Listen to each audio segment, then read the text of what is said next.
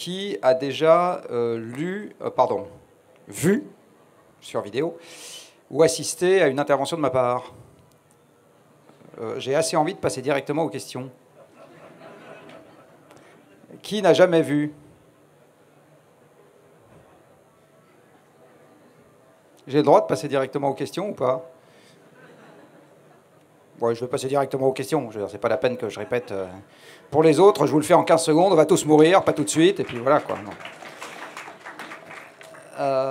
Voilà, donc je vous propose de passer directement aux questions. Oui. Bonjour. Alors, effectivement, j'ai déjà vu plusieurs de vos vidéos et je comprends la problématique, mais il y a une question à laquelle j'ai du mal à répondre quand on m'interroge. Je crois que ça sera mieux en tournant le micro dans l'autre sens.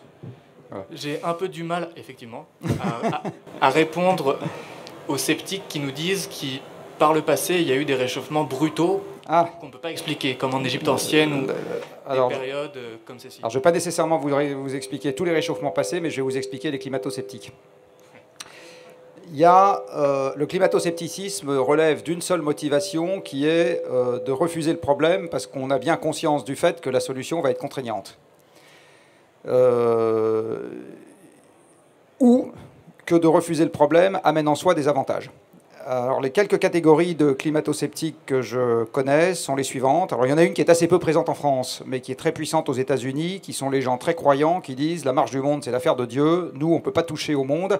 Donc, penser qu'on pourrait modifier quoi que ce soit dans l'environnement, c'est d'une prétention absolument insupportable. Donc, c'est pas possible. Il y a une deuxième catégorie de climato-sceptiques qui appartient au milieu scientifique, qui sont les scientifiques qui n'arrivent pas à se faire un nom ou qui n'arrivent pas à se faire une notoriété sur leur champ de recherche propre, et qui, du coup, considèrent que c'est plus important d'être notoire en racontant des conneries devant un micro plutôt que de rester inconnu dans leur domaine. Une variante de ça pouvant être des gens connus dans leur domaine, voulant être connus partout, et donc si on ne leur demande pas leur avis sur tout et tout le temps, ils font un caca nerveux, et à ce moment, ils deviennent aussi climato-sceptiques. Il y a une troisième catégorie de climato-sceptiques. Alors, toutes les catégories que je suis en train d'évoquer résistent à toute avancée scientifique, puisque leur motivation n'a rien à voir avec la science. Bon. Il y a une troisième catégorie de climato-sceptiques qui sont les gens qui, dans le monde économique, n'ont pas envie de la contrainte qui pourrait naître de l'acceptation du problème. Alors, on les appelle comme on veut. Des fois, on dit c'est les ultralibéraux. Des fois, c'est les gens qui vendent du charbon. Des fois, enfin, en gros, c'est une motivation qui est de cet ordre-là. Et enfin, il y a une autre catégorie de climato-sceptiques qui sont les vieux dirigeants retraités, toujours pour des questions d'ego, parce que accepter le fait qu'il y a un gros problème qu'ils n'avaient pas vu du temps de leur carrière et auquel maintenant ils ne peuvent plus rien faire. C'est-à-dire qu'en gros, on leur dit, quelqu'un a fabriqué des voitures toute sa vie, il pense qu'il a été un grand bienfaiteur de la population puisqu'il nous a amené la mobilité pour pas cher, et on lui dit à la fin de sa vie, alors qu'il ne peut plus rien faire parce qu'il est à la retraite, et Coco, il y a un truc que tu n'as pas vu, c'est que tu as aussi contribué à tel problème qui aujourd'hui nous emmerde et dont on ne sait pas quoi faire. Et alors du coup, le réflexe chez ces gens-là est de se dire non, quand même, je n'ai pas pu passer à côté d'un truc aussi important que ça, c'est juste pas possible. Donc je dis que le truc c'est juste n'importe quoi. Voilà, donc la Terre se sera réchauffée de 4 degrés, que toutes ces catégories climato-sceptiques existeront toujours. Donc ça n'a rien à voir ni avec la réalité du dossier scientifique, ni avec... voilà. Et donc penser qu'on va convaincre un climato-sceptique en le battant sur le terrain de la science, c'est se tromper de combat. Il vous trouvera autre chose derrière, et encore autre chose, et encore autre chose, et encore autre chose. Alors, c'est pas inutile de lui répondre quand vous avez une audience qui, par ailleurs, est une audience agnostique. Parce que l'audience agnostique, elle reçoit l'argument climato-sceptique, elle se dit, ah bah, peut-être c'est peut-être fondé ce truc-là. Peut-être qu'effectivement, on crevait de chaud dans l'Égypte ancienne, qu'il faisait 45 degrés à l'ombre, et que, voilà. Donc il faut être capable d'y répondre, mais pour les gens qui regardent, pas pour la personne qui vous a posé la question, ou qui vous a fait l'objection, qui de toute façon ne changera pas d'avis.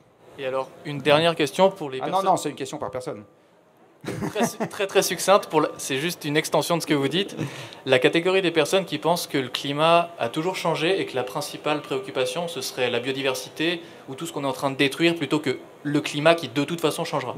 Oui, ça n'a pas beaucoup... Enfin, pour moi, il y a une pondération des inconvénients qui est un truc qui est toujours discutable.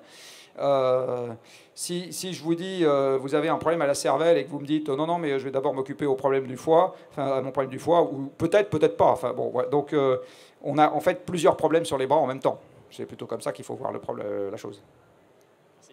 Bonsoir. Moi, c'est une vaste question, mais si on part de l'idée qu'il faudrait examiner tous nos besoins, selon quelle approche, comment est-ce que vous déterminez quels besoins sont essentiels et lesquels ne sont pas? Moi, je ne le détermine pas. Le mot besoin aujourd'hui est un mot qui est assez fallacieux parce qu'en fait, il agrège des vrais besoins, genre respirer, boire, manger, dormir. Si on vous prive de ce genre de choses, votre espérance de vie ne va pas être très longue. Et ce qui n'est que des désirs solvables. Par exemple, avoir une chambre à coucher par enfant, c'est un désir solvable, ce n'est pas un besoin. On survit très bien sans ça. Du reste, l'espèce humaine a survécu l'essentiel du temps sans ça. Avoir une voiture pour aller à son boulot qui est à 10 km, ce n'est pas un besoin, c'est un désir solvable. Vous pouvez vous lever une demi-heure plus tôt ou une heure plus tôt et aller à pied. Du reste, les gens l'ont fait pendant un moment. Donc c'est très très difficile dans le débat sur les besoins de faire la différence entre ce qu'on considère, ce qui est quelque chose qui va vraiment vous tuer si vous n'y avez pas accès, quelque chose qui relève de l'inconfort et quelque chose qui relève du superflu. Oui. Et c'est d'autant plus difficile du coup de s'accorder. Donc c'est un mot qui n'a pas de définition normative, c'est ce que je suis en train de vous dire. Oui. Donc à partir du moment où on essaye de se mettre d'accord sur une discussion sur les besoins de façon générale, de toute façon vous n'en sortirez jamais. Vous n'en sortirez jamais. Ce qu'il faut, c'est prendre les problèmes un par un.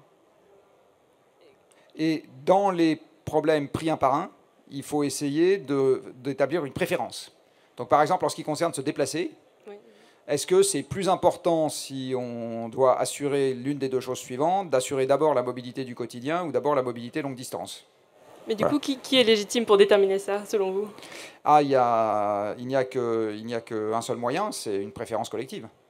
C'est-à-dire à partir du moment... Si les gens vous disent « je préfère marcher à pied toute l'année », et avoir droit de prendre une voiture une fois dans l'année pour partir en vacances, plutôt que faire l'inverse, c'est-à-dire avoir ma voiture toute l'année et partir en train, là on tombe typiquement dans la préférence collective.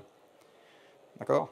Donc à partir du moment où il n'y a pas de définition normative, de toute façon vous vous retrouvez en général avec une définition de fait par la préférence collective. Mais si la préférence collective n'est pas compatible avec la sobriété? Alors là, c'est une question un peu différente. Ça veut dire que la contrainte, elle, vous pouvez lui donner une définition normative, ce qui est très différent. Donc le besoin, pas nécessairement. Par contre, la contrainte, oui. Et du reste, pour rebondir sur la question qui a été posée juste avant sur la biodiversité, une des raisons pour lesquelles le climat est monté très haut dans les préoccupations, j'ai envie de dire, affichées, et dans les problèmes dont certains s'occupent à petite vitesse, c'est parce qu'il a l'énorme avantage par rapport à la biodiversité d'avoir une définition normative assez simple. Il y a une quantité totale de CO2 qu'il ne faut pas dépasser dans l'atmosphère si on ne veut pas dépasser tel type d'élévation de temps, telle élévation de température. Les émissions sont totalement fongibles parce que en fait, la durée de résidence du CO2 dans l'atmosphère est tellement longue. Alors pour ceux qui n'ont jamais entendu une de mes conférences, il faut attendre plus de 10 000 ans pour évacuer un surplus de CO2 qu'on a créé dans l'atmosphère. Voilà, donc ça vous donne une petite idée du côté irréversible du problème. Donc pour l'évacuer en totalité. Au bout d'un siècle, on en a évacué la moitié. Mais le temps est tellement long que en fait, le lieu d'émission n'a aucune importance. Donc vous avez une unité totalement fongible sur Terre et vous pouvez comparer les émissions d'un Brésilien et d'un Chinois. Avec la biodiversité, la salamandre du Brésil et le panda, vous ne savez pas trop comment comparer ça. Est-ce que vous les comparez au poids, à la longueur de l'ADN, indémerdable. Donc la raison pour laquelle on s'est beaucoup occupé de ce problème-là, c'est notamment, pas seulement, c'est aussi un problème important, mais c'est notamment parce qu'on a une capacité à le gérer en face qu'on n'a pas nécessairement avec d'autres problèmes d'environnement qui sont importants, mais pour lesquels la métrique, la tonne équivalent grenouille jaune, on ne l'a pas encore trouvé, quoi. Donc pour la contrainte, ça c'est beaucoup plus facile de faire partager la contrainte. Du reste, la raison pour laquelle je suis passé aux questions, c'est parce que d'habitude je fais une intervention pour expliquer ce que c'est que la contrainte, et comme vous l'avez déjà tous vu, on a zappé cette partie-là.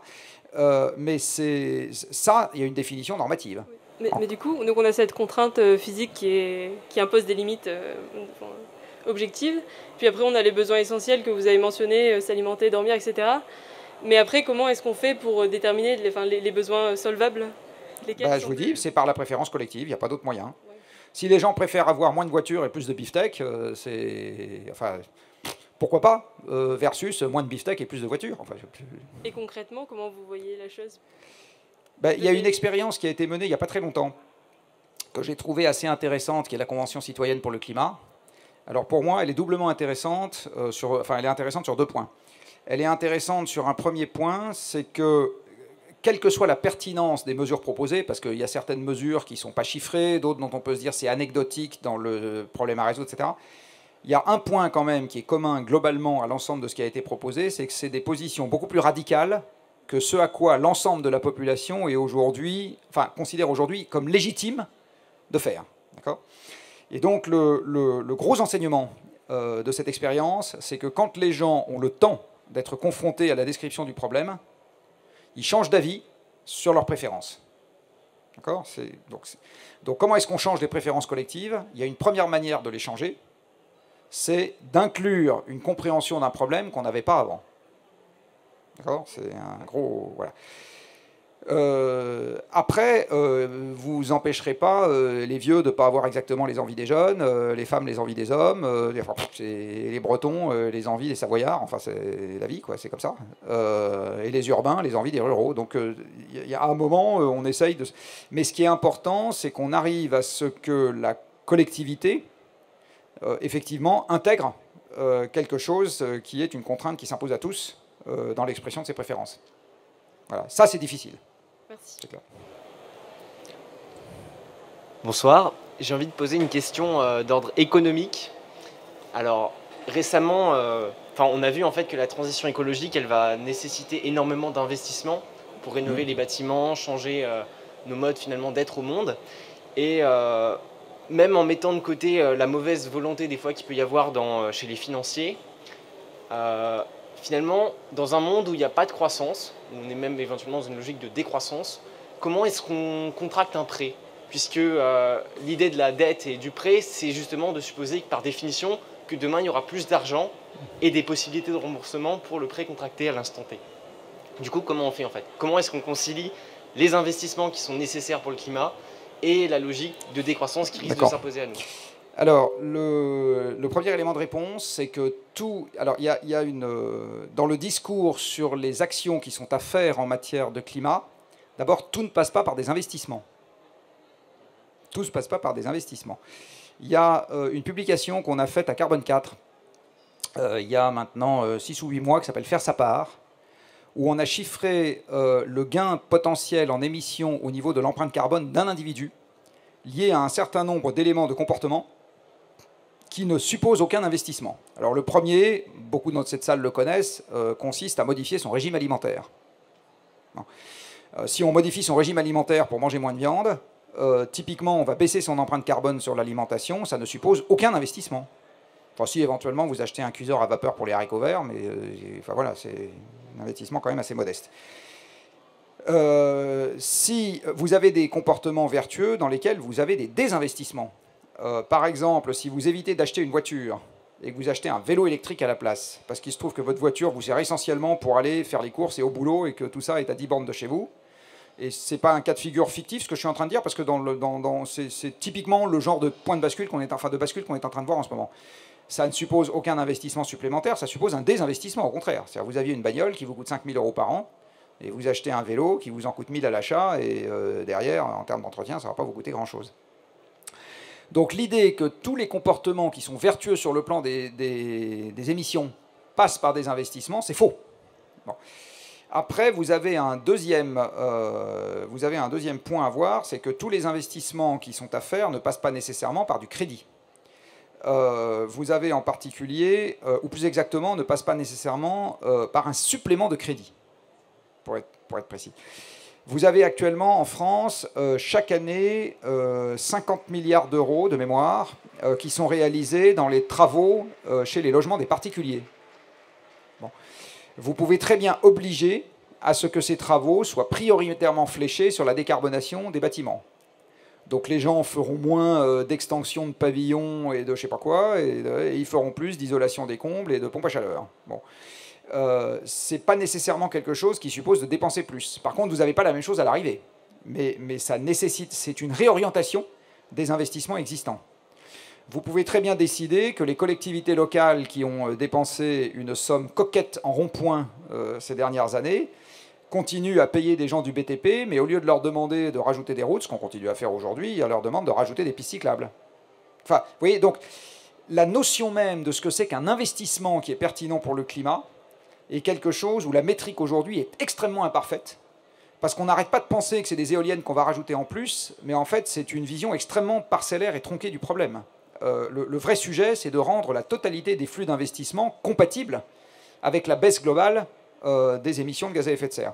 Alors un chiffre que je rappelle, là quand même pour ceux qui m'ont déjà entendu, il faut savoir que la compatibilité avec les 2 degrés de limitation de la hausse de la température planétaire, actuellement on est à 1 hein, à peu près, on est à 1 et les incendies qui auront lieu sur 12 mois courants sur la planète, c'est la superficie de la France. Hein. Si vous rajoutez l'Australie, la Sibérie, ce qui est en train de se passer en Californie, pour ne parler que de ça, où le changement climatique a joué un rôle déterminant dans tous ces feux, vous obtenez la superficie de la France.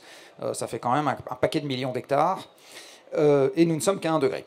Donc pour se limiter à 2, il faut que les émissions planétaires baissent d'environ 4 à 5% en commençant demain. 4 à 5% de baisse, c'est ce qu'on va avoir en 2020 grâce au Covid. Donc retenez un truc très simple, c'est que l'accord de Paris, pour le respecter, c'est un Covid supplémentaire par an. D'accord ? C'est ça l'ordre de grandeur qu'il faut avoir en tête. Et comme on ne sait pas faire de l'efficacité énergétique et décarboner l'industrie à la bonne vitesse, rien qu'avec des améliorations technologiques, peut-être quelqu'un qui va me demander ce que je pense de l'avion à hydrogène, puisqu'en ce moment tout le monde a. J'en pense que vos petits-enfants seront morts et que vous n'aurez toujours pas une aviation commerciale à hydrogène significative, voilà, pour donner la réponse. Ça veut dire en gros qu'effectivement, on va devoir se palucher, si on fait ça, une économie qui se contracte de 3% par an. Voilà, c'est ça que ça veut dire, hein, en gros. Donc respecter l'accord de Paris, c'est en gros une économie qui se contracte de 3% par an à l'échelle planétaire, voilà, pour vous donner un ordre de grandeur. Donc c'est clair que dans ce contexte-là, contracter des emprunts supplémentaires, on se dit où sera l'argent pour rembourser voilà, donc effectivement, il n'y aura pas d'argent.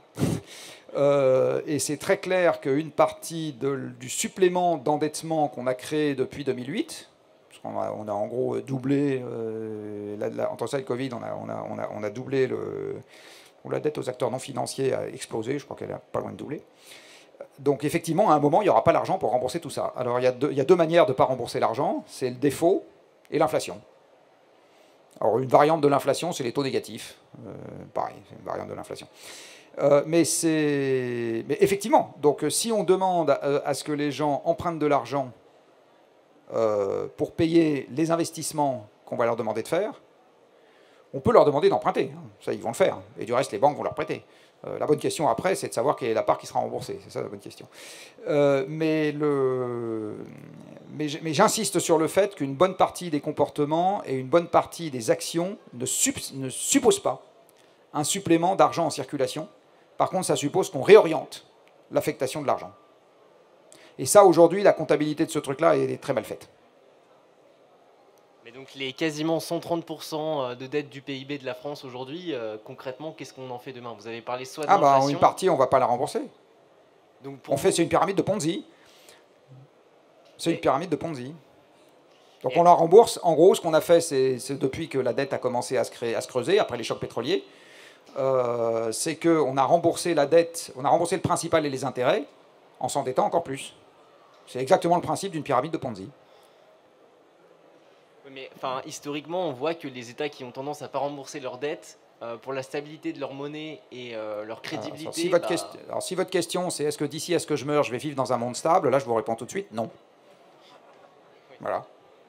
Le monde va devenir progressivement de plus en plus instable. Il faut se faire à cette idée. Hein.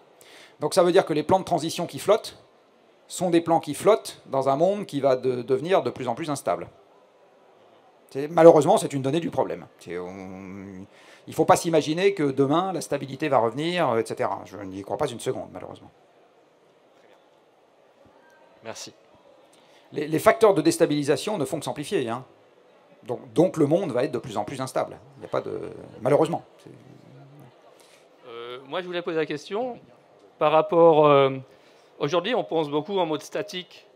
On pense à Paris, on veut améliorer la vie à Paris. Bon, alors, effectivement, arrêter de manger des burgers, ça sert à quoi quand 33% des émissions de Paris, c'est l'avion? Alors qu'il y a d'autres gens qui pensent déjà en mobile, qui bougent. Et là, je dois dire, c'est les champenois qui sont passés en Angleterre depuis 10 ans et ils vont commencer à produire dans les 2 ans qui viennent. Est-ce qu'en termes de population, il ne faudrait pas aussi que nous pensions à notre mobilité pour sortir des régions qui seront effectivement en difficulté, comme la France le sera a priori. Alors, moi-même, j'étais pas mal avec le Covid dehors. J'ai vécu en Alsace un climat castillan tout le printemps. On a déjà le climat espagnol en France. Oui, alors est-ce que les gens ne devraient pas bouger? C'est ça la question. Alors c'est quand on lit Malthus, il explique les invasions barbares, enfin que nous on appelle les invasions barbares aujourd'hui, je pense que les Scandinaves ne se considéraient pas du tout comme des barbares,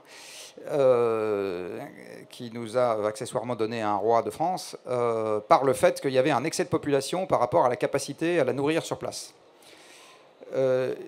On peut très bien imaginer effectivement qu'avec le changement climatique, il y a des zones qui deviennent désagréables et donc que les gens vont bouger pour aller se mettre ailleurs. Alors le problème, c'est qu'on est déjà quand même beaucoup sur Terre, on est 8 milliards, et les ailleurs où il n'y a personne et des conditions sympathiques sont rares.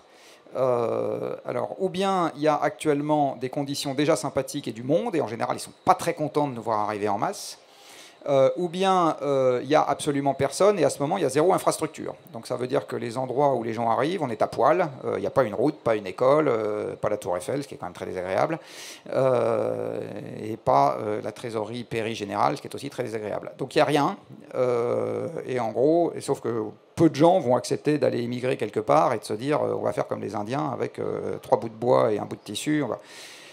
Donc l'idée qu'on va déplacer des populations de manière significative pour résoudre le problème sans que ça ne tourne en conflit est évidemment une idée à laquelle je ne souscris pas. Mais par contre, on va avoir des migrations. Alors les migrations, on va les avoir. Il y a dans les avancées scientifiques récentes, moi il y en a 2 qui m'ont frappé. Il y en a une qui est sortie il n'y a pas très longtemps disant que dans un réchauffement de 4 degrés, il y a entre 1,5 et 3 milliards d'individus qui vivraient dans des zones où ils vivent actuellement, qui deviendraient plus chaudes que le Sahara actuel. Donc on peut imaginer qu'ils ne vont pas y rester. Et en général, quand ça concerne des volumes aussi importants, ils ne vont pas très loin, ils vont emmerder leurs voisins. Et ça se fait de proche en proche.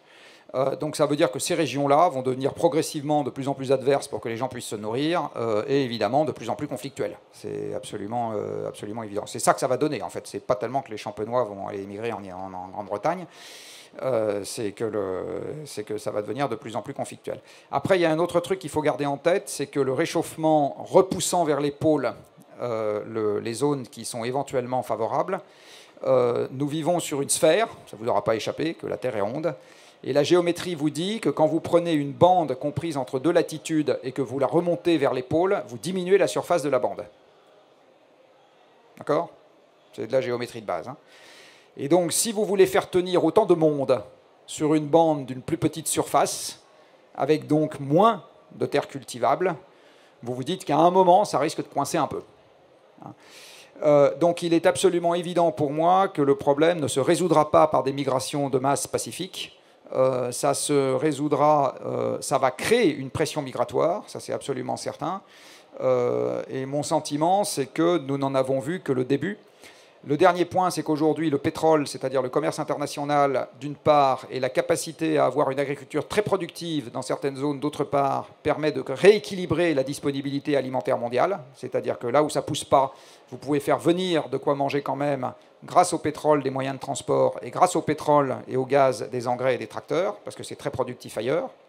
Mais le jour où vous n'avez plus cette marge de manœuvre pour avoir une agriculture aussi productive, les capacités d'exportation d'un certain nombre de pays vont s'affaiblir, et donc les capacités à se nourrir d'un certain nombre de pays qui dépendent au premier ordre des importations, dont les pays, j'ai envie de dire, proches de la bande tropicale, avec une démographie en croissance rapide, c'est évident que dans ces endroits-là, c'est des poudrières en puissance. Voilà. Donc la raison pour laquelle il y avait 3 bédouins et aujourd'hui quelques dizaines de millions de gens dans la péninsule arabique, c'est grâce à ça. C'est parce qu'on a fait venir de la nourriture qui ne pousse pas sur place. Hein. Donc la question de la disponibilité alimentaire, à un moment ou à un autre, ça va finir quand même par rendre toutes ces histoires de mouvements de population un peu désagréables. J'ai bien peur. Après, il y avait une question là. Bonsoir. Je voulais savoir où en était le Shift Project par rapport aux politiques français et quelles sont les démarches en cours. Alors là-dessus, on a largement communiqué, donc peut-être que je vais botter en touche. On est en cours, non mais parce que en gros, on est en train avec notre plan de transformation de l'économie française, en gros, de faire l'embryon de notre programme présidentiel idéal. C'est un peu ça qu'on fait. Au début, on voulait faire quelque chose qui était une réponse rapide du berger à la bergère au moment du plan de relance. En fait, on s'est rendu compte qu'on serait totalement hors des clous en termes de délai si on voulait faire un boulot sérieux. Et donc, on a décidé de transformer ça en un boulot sérieux mais au long cours. Et donc, il va sortir dans pas longtemps et le printemps 2022, enfin et janvier 2022. Donc, on va cadencer sur tout ce truc-là. Et on espère infuser le débat en lançant un certain nombre de ballons d'essai et en espérant qu'ils participeront de la discussion. Voilà où on en est en gros vis-à-vis du monde politique français. Après, je crois qu'il y avait... Je sais plus, oui, il y avait une question là et une question là. Je ne sais plus dans quel ordre elles sont arrivées. Là-bas d'abord. Alors, là-bas d'abord.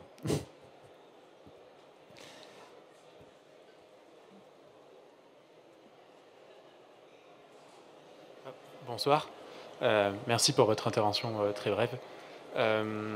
J'ai une question qui est un peu large. Plus fort, plus près du micro. Fort, oui. D'accord. J'ai une question sur les moyens d'action. Dans l'optique où on veut garder un minimum de démocratie et de paix sociale à un horizon de 50 ans, comment on assure les besoins de base de l'occidental moyen dans un monde en contraction? Je ne sais pas. Je veux dire, par là, on est en train d'essayer d'y travailler. Aujourd'hui, il y a alors, je vais vous répondre en termes de moyens mis dans cette question, plus qu'en termes de réponse à la question. D'abord, il faut savoir combien il y aura d'occidentaux. Ensuite, il faudra savoir ce qu'on appelle les moyens de base. Est-ce que c'est l'alimentation qui vous coûte 10% de ce que vous gagnez, ou est-ce que si vous arrivez à manger, même avec l'alimentation qui vous coûte les 2 tiers de ce que vous gagnez, comme c'était le cas il y a 2 siècles, vous êtes quand même content. Donc ça renvoie à la question qui a été posée tout à l'heure.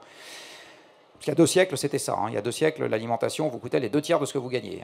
Donc, en mangeant 5 fois moins de viande par personne qu'aujourd'hui. Donc la question, c'est qu'il faut y réfléchir, par contre, ça c'est sûr.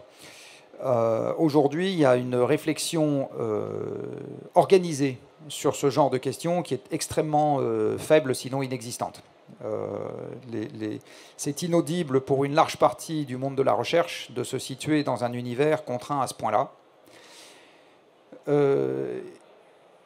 Donc la seule bonne réponse que je puisse vous faire, c'est en y réfléchissant. Alors, qui doit y réfléchir? Doivent y réfléchir les gens qui sont dans le monde de la recherche technique. Par exemple, les agronomes devraient consacrer une partie des forces vives de l'INRA à se demander comment est-ce qu'on fait pour continuer à produire de la nourriture dans un monde dans lequel le climat a été modifié et les moyens énergétiques disponibles sont moins importants.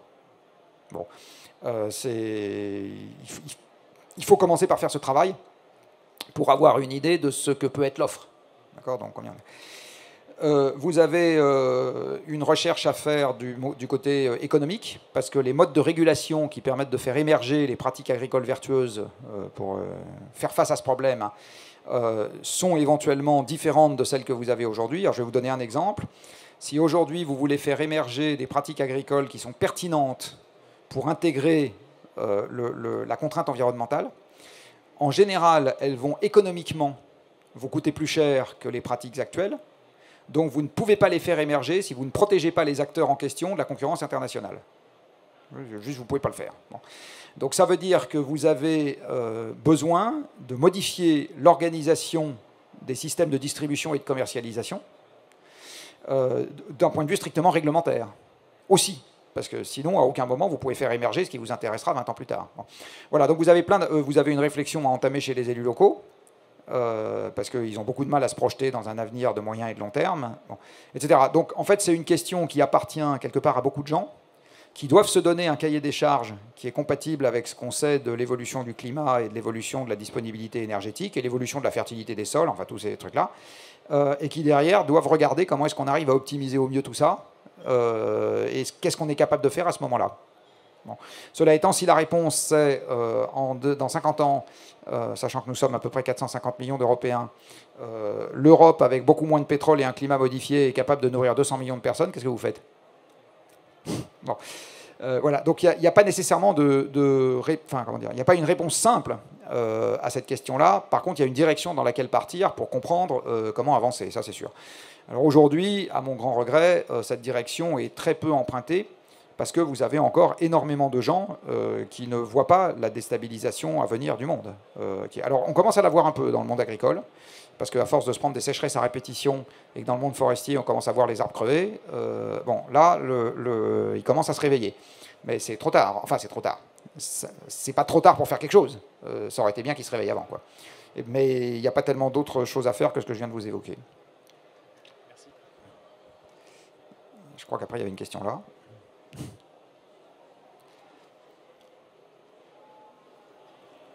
Bonsoir. Je fais mon mémoire de fin d'année sur ce sujet, donc j'en profite pour vous poser la question. Pour vous, à quoi ressemblerait un Internet compatible avec les accords de Paris, donc un Internet moins énergivore? Et est-ce que vous pensez qu'Internet pourrait disparaître un jour à cause des limites planétaires? La réponse à la deuxième question est très facile. La réponse est oui, n'importe quand entre maintenant et dans 4,5 milliards d'années. Voilà. Donc c'est sûr que ça disparaîtra un jour. Je ne vais pas vous dire quand, mais c'est sûr que ça disparaîtra un jour. La réponse à la première question, pour moi, elle doit s'apprécier en termes de dynamique et pas en termes d'objectif final. C'est-à-dire, je ne sais pas vous dire à quoi ressemble Internet dans 50 ans si on a correctement décarboné l'économie. J'en ai foutrement aucune idée. Par contre, je sais vous dire dans quelle direction il faut partir demain matin. Si on veut être compatible avec la direction à prendre, je répète, c'est moins 5% par an pour les émissions planétaires. Donc, d'une manière générale, résoudre le problème du changement climatique suppose toujours de renverser la hiérarchie des critères qu'on entend respecter. Aujourd'hui, la hiérarchie des critères, c'est d'abord je m'occupe de l'économie, puis ensuite, s'il reste de la place, je verrai ce que je peux faire sur l'environnement. D'abord, je m'occupe du social, puis ensuite, s'il reste de la place, je m'occuperai de l'environnement. D'abord, je m'occupe du commerce international, puis ensuite, s'il reste de la place, je m'occuperai de l'environnement. Et d'abord, je m'occupe d'augmenter les débits, puis ensuite, s'il reste de la place, voilà.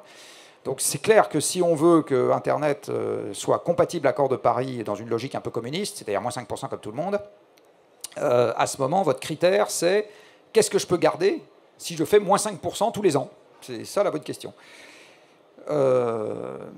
Alors, ce qui est sûr, c'est que la direction dans laquelle ça nous oblige à partir à raisonnablement court terme, c'est des appareils que vous allez garder plus longtemps, donc un progrès technique qui pénètre moins vite, c'est important à avoir en tête, des appareils qui baissent en performance ou en taille, parce qu'en gros, ce qui coûte dans un truc comme ça, c'est de fabriquer l'écran et de fabriquer l'électronique, le microprocesseur, les mémoires, le processeur graphique, etc. Donc ça veut dire des trucs qui ont des performances un peu dégradées, mais enfin moi, pour faire de l'Excel, je m'en fous, de la résolution 25K. Ça veut dire des débits qui n'augmentent plus, voire qui baissent, pour tout ce qui est communication de données. Voilà en gros. Et surtout, ça veut dire qu'on n'en rajoute pas. Donc ça veut dire qu'on ne va pas rendre votre masque communicant, vos pantoufles communicantes, votre pot de chambre communicant. Enfin, aujourd'hui, on en rajoute encore et toujours. Tous ces trucs-là, évidemment, auront une réalité matérielle et vont clairement en rajouter à l'empreinte. Alors, je ne sais pas si je dois vous dire, je vous rassure ou au contraire, je vous inquiète. C'est absolument pas la direction dans laquelle on part aujourd'hui. Hein.